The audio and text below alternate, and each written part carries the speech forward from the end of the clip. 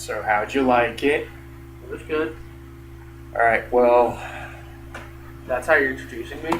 I should preface this by saying that he went to see Divergent, again, a young adult novel that he read and I didn't. And while he went to see the movie, I stayed home and watched Brides of Dracula. So I think I had the better night, but I'll let him be the judge of that. Um, the movie, the plot. Tell him the plot. I don't know. The plot is basically a dystopian future where there are five factions, each representing one of five human virtues. The five factions are amity, which represents kindness, candor, which represents honesty, erudite, which represents knowledge, dauntless, which represents bravery, and abnegation, which represents selflessness. So, uh, at the age of like maybe 16, the every person is required to take an aptitude test, which is basically delving into their own psyche and finding out what would be the best faction to go into, and then the next day they have to choose which faction to go into. So that's the basic plot. And okay, so the cast for this movie. Let's talk about the acting first. So how was the main chick? What's her name? Shailene Woodley, No. The main character. Trish Pryor. Yeah, she's played by Shailene Woodley, who I've I've seen in a few things. I've seen her in the Descendants, but I have never watched one episode of the American Teenager thing that she did on ABC. I've never watched a single episode of that. I have not seen any of the lesser profile movies that she's done, like Spectacular Now. But how much better was Shailene Woodley than Jennifer Lawrence? She was better. She emoted more, but I think that's kind of the story. Okay, these two characters are basically polar opposites: Katniss Everdeen and Trish Pryor. Oh, I just assumed Jennifer Larry had absolutely no charisma. Shut up. All right, so this whole arc that she has to go through, not really arc, but her character is more the outgoing and risk-taking kind of emotor, you know? While Katniss is kind of forced to be restrained and quiet and kind of emotionless. Like learning to keep a straight face. You know, that kind of guy. So that's why she's boring. Shut up. All right, so we've already firmly established that I am by no means a fan or an aficionado on all these young adult adaptations of novels.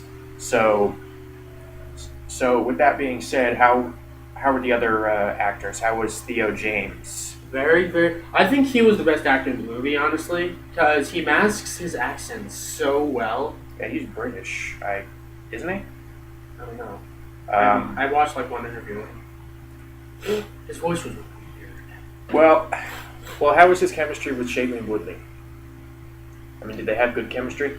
It was a lot better in the book, but it's an adaptation. They have to cut some things. And unless they want to go with the horror hero, where they like voice every single thought that she has in like narration, which they didn't. Like they did in The Host. Yeah, You didn't see The Host. I saw. I know what you mean. But Yeah, when you say you do believe it, and they do take time out of the story for them to develop. Like they do have moments together. when you say that, does that mean that the movie felt incomplete? Did it feel like there were bits cut out for time? There were bits cut out for time. I can think of one right off the bat, but mostly they kept in what was important for developing the main characters, and they also kept in what was needed for the actual plot, and also the relationship between the characters. And the characters were likable? Honestly, I didn't. Okay. I'm the kind of guy that wants to have a connection with every single character, but the problem with the movie and the book is that they don't really take time out of the story for the side characters to get development or any like meaningful. Wasn't it first? Isn't it a first-person narrative? Yeah. Well, that explains it. Well, not no. It's not much as much as it's a first person narrative. It's that they don't have scenes with just the first person and the side character talking and learning about the side character. They just kind of introduce them, have them in a few scenes, and then they don't really do anything with them. So you're saying the movie basically did its best with the material? Yeah. Okay, Because the book was very much on the primary two characters, and that was about it. Primary two characters and the actual plot. Okay, well, how was Miles Teller as he's kind of a pudgy looking guy. Didn't he play a bully or something in this one? Peter? I don't know. Hang on, I'm not gonna have a Hunger Games situation where I don't know who you're talking about. no, where I was like, okay, who's this guy and who's this guy and who's this woman? I don't know. Miles Teller was some guy named Peter, yeah. Okay. Alright, Again, so how was he's more of a side character. He doesn't really get much development. The first time they say his name is in the climax. Okay, So they don't develop their side characters very well. So was he forgettable because of the script or because of Miles Teller's performance? Well, he didn't have anything to work with, so it was the script. Okay, well, Like, I'm not saying this movie is perfect, but where it shines, I think it shines beautifully. And when it fails, it fails. fails how? Because I've heard, It's mostly just the side characters. well, The rest is fine. I've heard that by far the highest compliment that this movie has received so far is the acting. The acting is very good, but the story, when you really think about it, it has been done to death. At least the message has.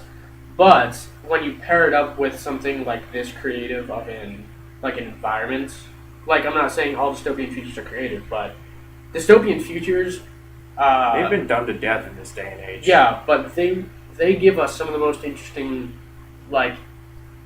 settings.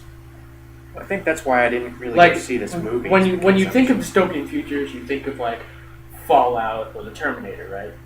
But recently, with the young adult dystopian futures like Hunger Games and this, there have been a lot more focus on kind of the prettier kind of ruling of the new government. I think Terminator and Fallout are more post-apocalyptic, and I think dystopian is more like Brave New World or 1984. Dystopian is the opposite of utopian, which is like a perfect paradise. Well, yeah, I know, but I'm just using it as the core definition. okay. Well, how was Jai Courtney? He played Eric. I'm looking at the IMDb page right now. How was he? Because He was funny. he was the only good part in Die Hard 5. He was so funny. Oh, really? So, He represents all of the stupidity. so he was Stephen Lang from Avatar. Yeah. He represents all the stupidity of the villains. Oh, so he was one-dimensional? Oh, look who we have here. Yeah. The point is to be brave. Okay. That was his performance. Oh, so he was basically like the army man. He was like Jack Black in Neverending Story 3 if he was actually trying to be fair. So he was kind of like the army men in Toy Story. Except Sure. those guys were played for comedy. Alright, yeah. So he, again, it seems like a big part of why he wasn't very good in the movie was because of the script. He was good in the book. Because he's a villain. They made him too over the top in this one. Yeah. And do you think? You know that kind of subtle over the top? Yeah. He's kind of like that. He talks very quietly and very subdued, but that just kind of makes him so laughable. that is kind of funny. So did you get the impression that Jay Courtney was just doing the best he could with the direction he was given? Or... I just thought he was having fun. Okay, well, did that break the mood of the movie? No. Okay. How was... Okay, here's one question that I really wanted to know, because these are... Big names. Well, big names in my book. How were Tony Goldwyn and Ashley Judd as Triss's parents? They have such a short part. Okay. Their screen time pretty much equates to about 10 minutes. Well, that pisses me off because Tony... Maybe 15 minutes between the two of them. That pisses me off because Tony Goldwyn is one of 3 guys whose voices I desperately want.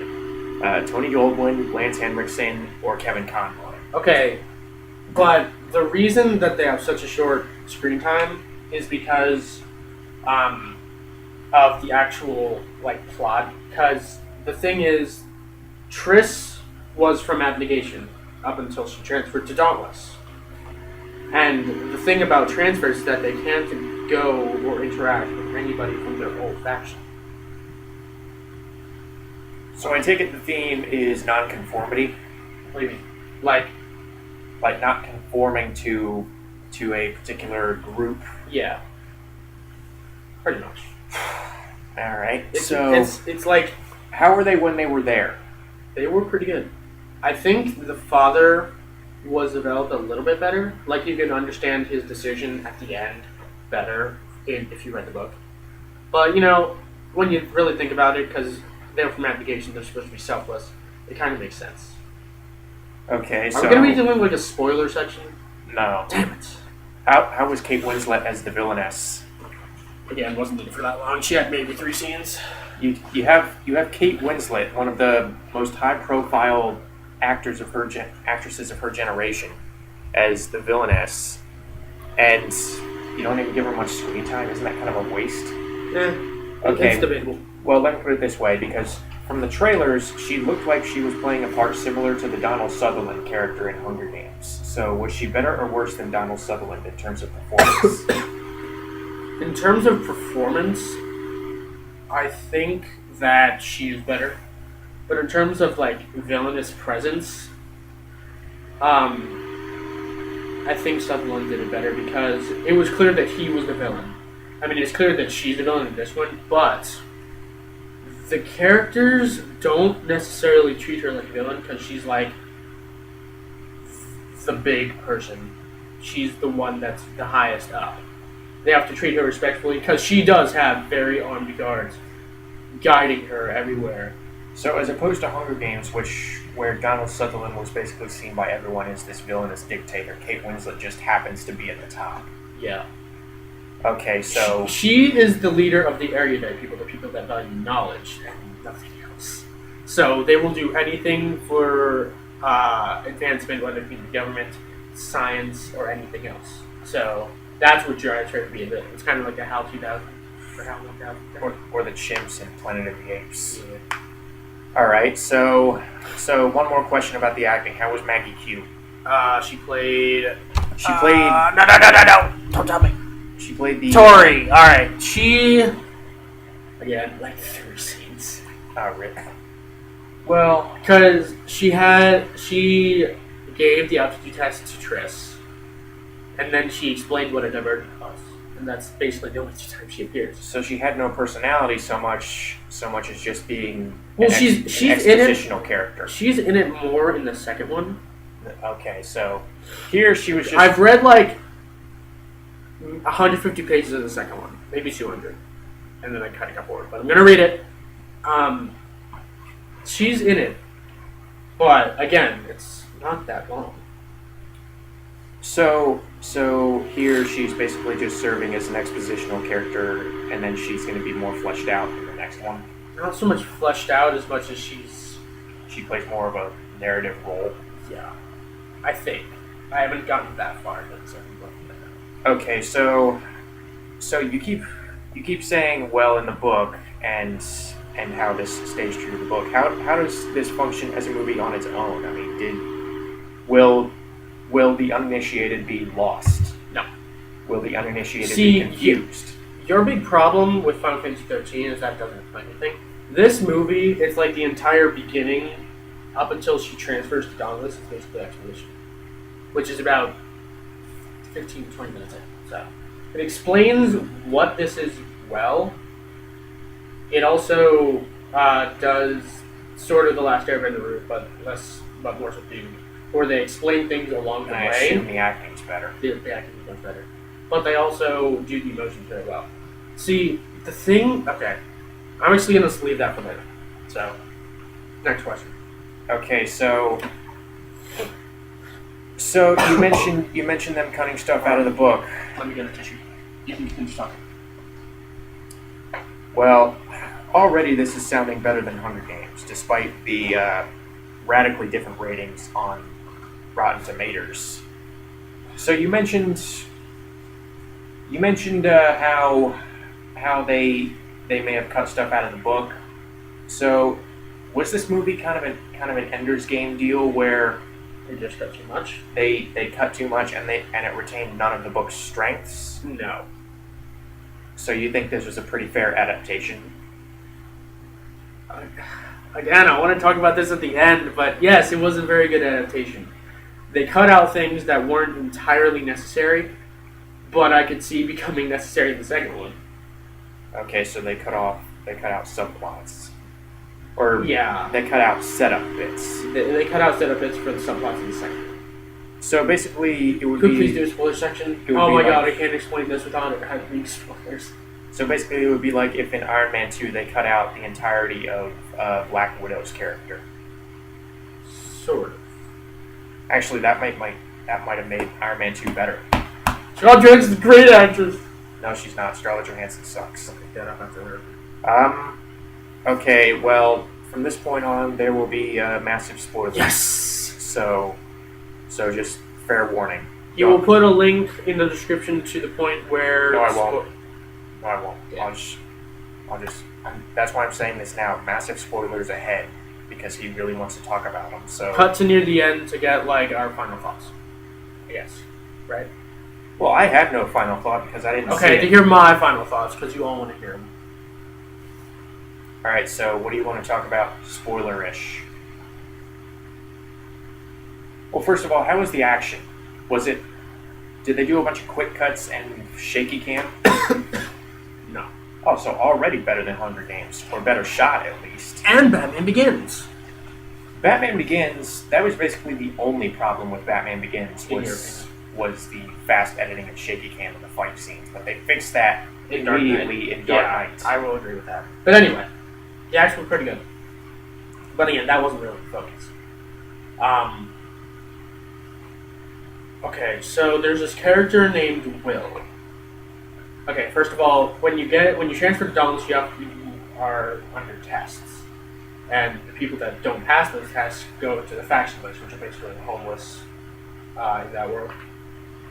Can't transfer over to another faction No. if you flunk out. No, you can't, because you chose Dauntless, and the whole thing about the faction is that it's faction over blood. Wait a minute, I thought things were chosen for you. Isn't that the point of taking the test? No, the aptitude test is basically recommendations, like the teacher recommendations. Ah, okay. So based on your individual values, but you can choose whatever you want. And you fail in that new faction, you don't get another chance. Okay. Yeah, it's kind of weird, but I still don't really get it. But there's this character named Will, and then there's Peter. Will, what is ranked as number 1 in the Dauntless tests in the book, and then Peter is ranked number 2. Peter, being a side villain, is a dick. So in the night he takes a knife and he stabs Will's eye out. He doesn't get in trouble, which is dumb, but whatever. But so Will, seeing how he only has half his vision left, is transferred out into the factions. So Automatically? Yep. Also, it's like the Spartans, where if they detect any kind of weakness, Yep. you're out of there. The whole point of so not the whole point, but a major focus of the first half of the first book is that that every faction is in some way, shape, or form corrupted, has been corrupted over time. Like, they started out fine, but over time, corrupt leaders and corrupt rulers put everything to shit. So, I said in the actual review that the Dauntless favor bravery. Now, like bravery, the side of bravery that isn't counted as stupidity, right? Now it's more stupidity, where if you give up or show even the slightest bit of weakness, you're gone, you know? So, it's kind of like that. And then, Erudite, of course, I said that they value knowledge and nothing else now. That you don't really get into much of the amity or candor corruption, but So they don't go out of their way to explain every single faction to you. yeah, They only just paint kind of a broad picture of each faction. yeah. You go to the other factions in the second book, though, so you do learn more about them then. But for now, it's mostly Erudite, Dauntless, and Abnegation. It's kind of how it was in Harry Potter with the houses. Yeah, you mostly focus on the Gryffindor. Not On Gryffindor and occasionally Slytherin. Yeah. I mean, Ravenclaw and Hufflepuff, they just kind of fade into the background. Yeah. So, what was that? You were talking about... Faction corruptions, right? Yes. All right. So, that's a major focus of the first half of the first book, right? In the movie, it's not really focused on much. Like, you can tell, yeah, something's up with this system, but they don't really explain much to you in that sense. So they don't explain why this system is in place, how it was put in place. No, they don't explain that in the book, like how it was put in place. You just know... Because that's a glaring question that I would have upon watching this, is why is this society like this? Okay, why is the Jedi Society like that? How did they ever get to that point? Sure, it's explained in like spin-offs, but in the main films, In a galaxy far, far away, and it's a fantasy realm. this is a dystopian fantasy future. Well, it's supposed to take place, I assume, in this current world. Not necessarily. Like they have futuristic weapons. Like they have strange weapons that act like guns, but they don't actually injure you. They just kind of like inject a small serum into you that emanates the feeling of a gunshot wound. Well, Like that. It was used for training. at least they have guns, right? Yeah. Okay, so Because already... at the end, Again. you don't care if I spoil it to you, right?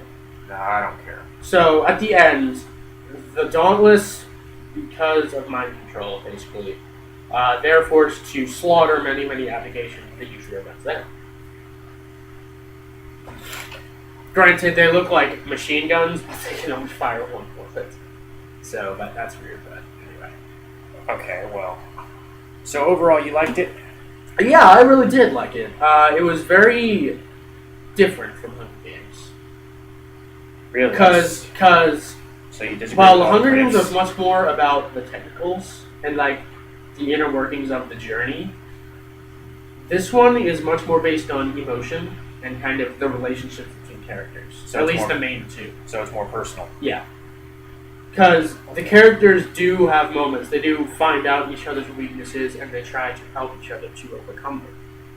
And that it has a physical representation because, okay, the Dauntless testing is divided into two halves, physical and mental. During the mental half, they have to actually literally face their fears by going into like a dream. You know? Okay, so it takes kind of a more cerebral approach. Yeah. Because, like, bravery is overcoming your fears, right?